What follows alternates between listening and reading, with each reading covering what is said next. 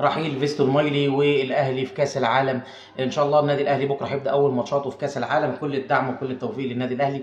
اي مواطن مصري لا يشجع النادي الاهلي انا بقول لك عليه ان هو يراجع نفسه. اي حد مصري شايف انه الاهلي مش بيمثل مصر وبيمثل نفسه انا بقول لك الكلام ده مش صحيح. اسمه الاهلي المصري.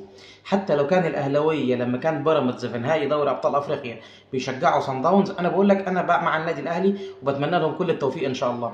بالنسبه لتشكيل النادي الاهلي انا توقعاتي هيكون محمد الشناوي قصاده اشرف داري واحمد رمضان بيكهام، على اليمين محمد هاني، وعلى الشمال هيكون يحيى عطيه الله. قدامهم هيلعب باثنين ارتكاز، هيكون حمدي فتحي واليو ديانج.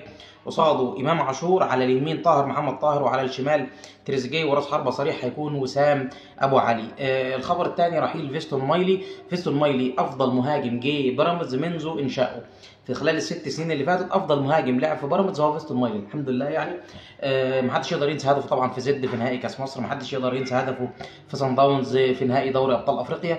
المهاجمين المرشحين لخلافته هيكون اسامه فيصل، وده اقرب واحد مهاجم البنك الاهلي، اقرب واحد لخلافه فيستون مايلي. محمد شريف موجود في الاختيارات، لكن محمد شريف من الاخر كده اولويته النادي الاهلي.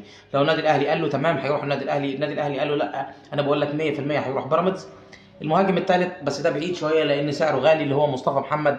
نادي نانت الفرنسي طالب 4 مليون يورو، لكن ربنا يوفق فيستون مايلي في حياته، وان شاء الله ربنا يعوضنا بمهاجم كويس يقدر يقود هجوم بيراميدز في الفتره اللي جايه، لان عندنا بطولات كتير السيزون اللي جاي وبطولات قويه، وان شاء الله التوفيق للنادي الاهلي.